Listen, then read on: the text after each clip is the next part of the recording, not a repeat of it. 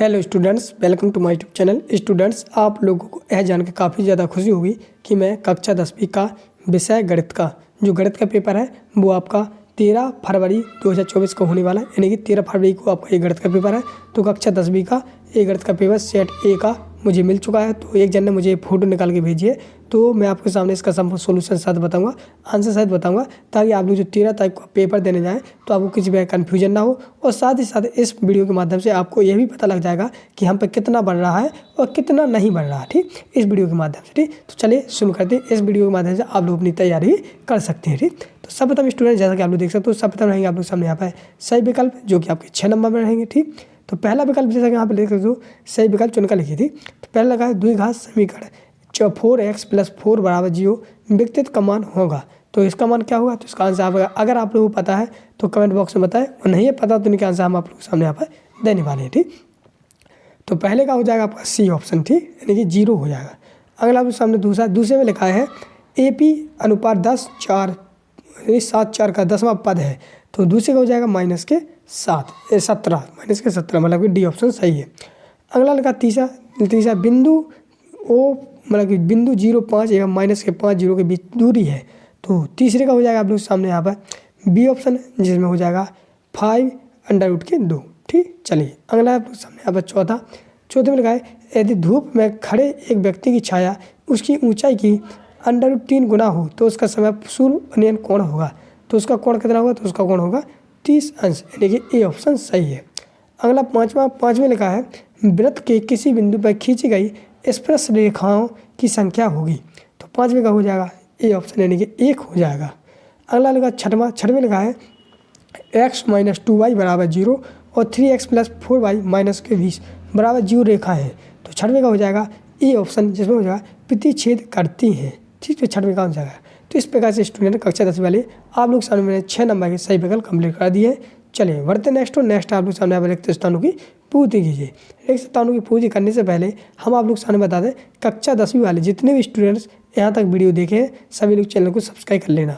Subscribe करने से ही फायदा होगा कि जिस प्रकार से मैंने आपके सामने यहाँ पर गणित का पेपर बताऊँ, फिर गणित के बाद आपका अंग्रेजी का पेपर है, फिर विज्ञान का है, फिर सामाजिक का है, तो उनके भी हम आप लोग सामने यहाँ पर पूरे सोल्यूशन शायद बताऊँगा। ठीक, चलिए तो जैसे कि आप लोग देख सकते हो यहाँ पर इस प्रकार से पहला लगा आप लोग सामने एक द्विघात समीकरण ax² + bx + c = 0 को वास्तविक मूल है।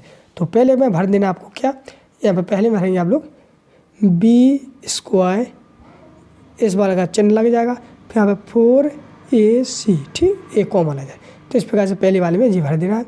दूसरे वाले में बात करते हैं तो दूसरे लगा वह अनुक्रम जिसका प्रत्येक पद अनेक पूर्ववर्ती पद से एक निश्चित अंतर रखता है कहलाता है। तो दूसरे में आप लोगों को भर लेना है समांतर श्रेणी। क्या भरोगे?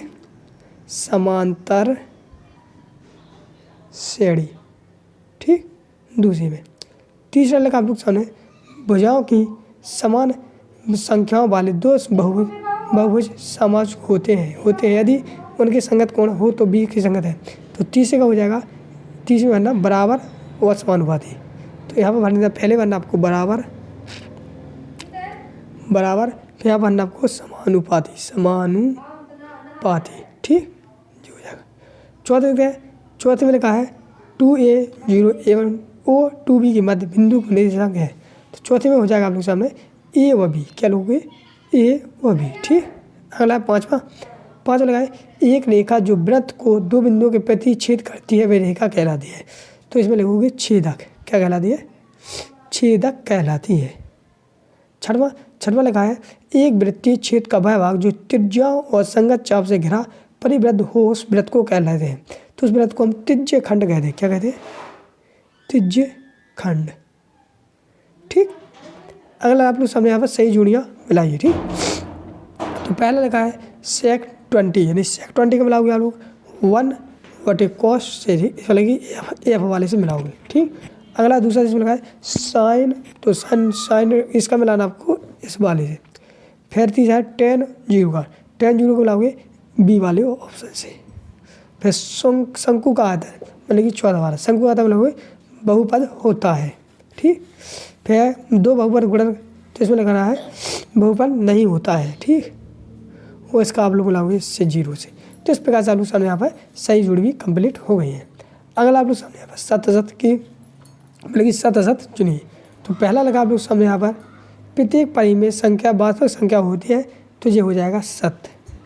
दूसरा लगा है बहुपद पी एक्स में एक्स की उच्चतम घात बहुपद की घात कहलाती है तो ये हो जाएगी सत्य।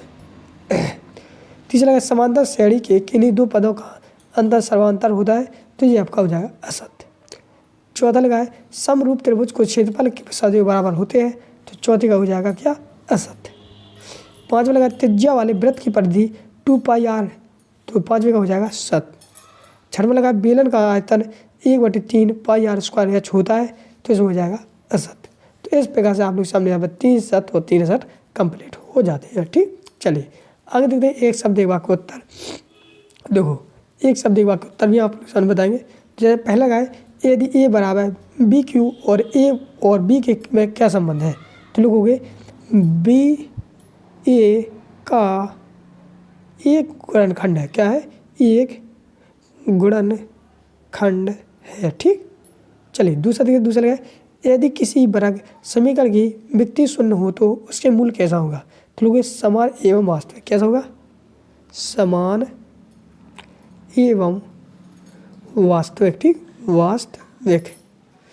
तीसरा लगा समकोण त्रिभुज के प्रमेय का नाम लिखिए तो तीसरे का हो जाए पाइथागोरस प्रमेय। क्या लिखोगे? पाइथागोरस प्रमेय। ठीक, अगला है चौथा मूल बिंदु से बिंदु एक्स वाई की दूरी क्या होती है तो चौथे लिखोगे √x² + y²। ठीक, पांचवा देखिए।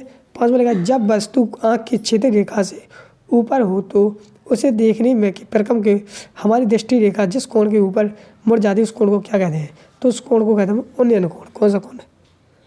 उन्नयन कोण। ठीक, फिर हम लोग सामने छठवां सर्वाधिक बारंबारता वाला वर्ग क्या कहलाता है तो बहुलक वर्ग कहलाता है। कौन सा? बहुलक वर्ग कहलाता है। ठीक, तो स्टूडेंट इस प्रकार से आप लोग सामने यहाँ पर पूरे आपके सही विकल्प पूरी तरह से कंप्लीट हो गए हैं। चलिए आप लोग देखते हैं क्वेश्चन है। तो स्टूडेंट जी आपके 2 नंबर क्वेश्चन है। अब आप लोग को जानते हो क्वेश्चन जितने भी हैं तो गणित में हमें पूरे क्वेश्चन को लगाना पड़ता है तभी हमें समझ आता है, जबकि हिंदी में हम लोग रट भी सकते हैं सीख भी सकते हैं।